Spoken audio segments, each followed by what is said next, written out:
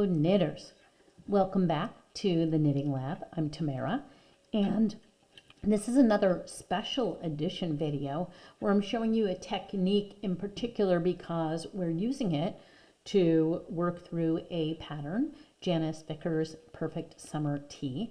And what I'm going to show you today is a increase that's a make one left and make one right that's done on the purl side of the work.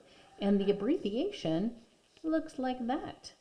Make one purl right and make one purl left. And we don't encounter this until we're almost done knitting back and forth on the body of the shirt. And we will use this only when we're at row 10. And I'm going to show you what row 10 looks like. I've written it out in longhand so you can look at the pattern. But row 10 has us do an increase only in 2 stitches in on the far left and the far right. Row 10 is the last flat piece of knitting, the last row of knitting we're going to do before we join it with row 11. So row 10 is going to be the wrong side of the work. It's called a wrong side scoop increase. And what we do is we purl 2 stitches, we do a make one purl right, we purl to the first marker, we slip the marker, we knit the center, slip the marker, and then we repeat until we get to each set of markers. We repeat until we've gone through the whole row and get to the very end at the last 2 stitches. So let me start that over. This does not have any other increases on this wrong side except for after the second stitch in the beginning and the second stitch from the end. So you'll be purling 2, you'll do a make one purl right, you'll work until the entire row's through, purl to the marker, slip marker, knit, slip marker, repeat purling to the marker, slip, knit, slip, and then right before the last 2 stitches, you'll do a make one purl left and then a purl 2.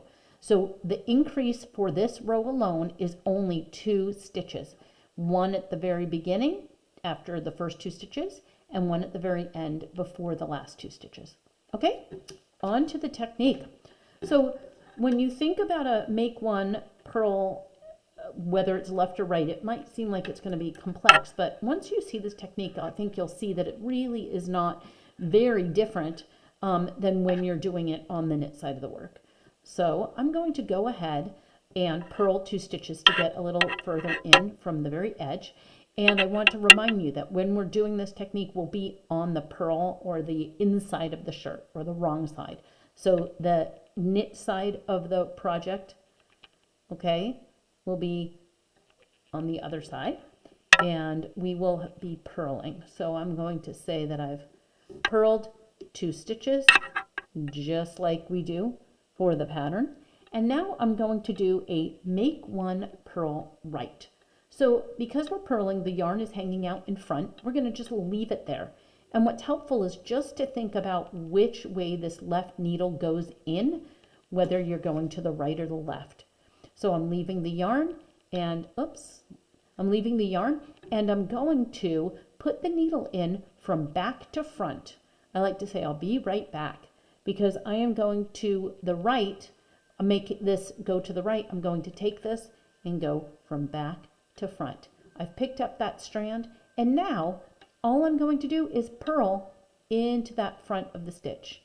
It might be helpful if you take your finger and nudge it forward if it's hard for you to get in. And as soon as I apply pressure and nudge it forward, I have a lot of space to go right in. After your right needle's in, you wrap and purl it, and that is a make one right completed. I'm going to do it again. I'm going to purl 2 more stitches and I'm going to do a make one purl right. Again, the left needle goes from front to back, scoop. I take my yarn, I nudge the strand forward a little bit and the needle goes in and I purl it. There we go. Now I'm going to show you how to do a make one purl left.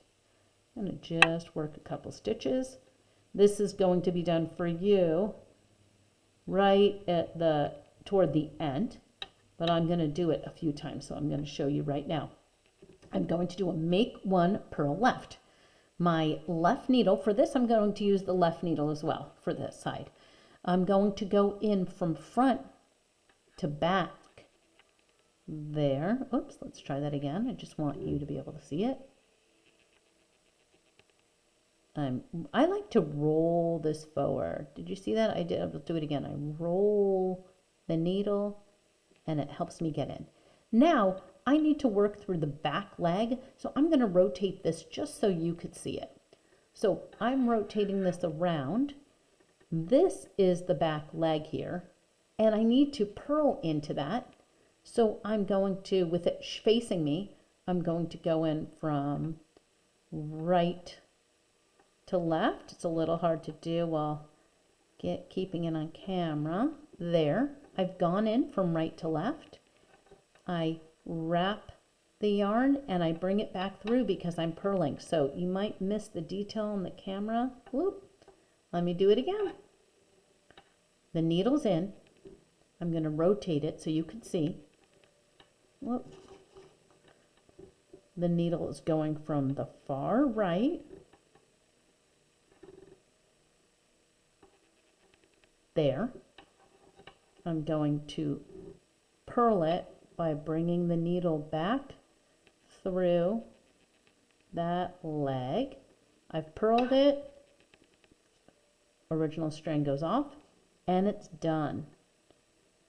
And if you look at the little X, the strand in front is leaning to the left, so you know that it's a make one purl left. I'm going to do that again. I'm going to purl 2 stitches. Okay, going to the left again.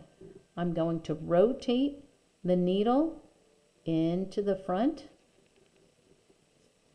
I've picked up the strand. I need to reach this to the back. I'm actually going to do it a little easier for me to do it without turning. I did it, and now I'll show you. It's in from right to left into the back leg. Now that it's facing me, easier for me. Wrap it and bring that needle back through the strand to complete the purl and off the needle. You know how to purl. You just need to go into the correct leg. Okay, that's it. I hope that's helpful, and this should be the last thing you need to complete the project before we work on row 11. And meet me back here where I demonstrate how to do a cable cast on, which we're going to need for row 11. Okay, bye-bye.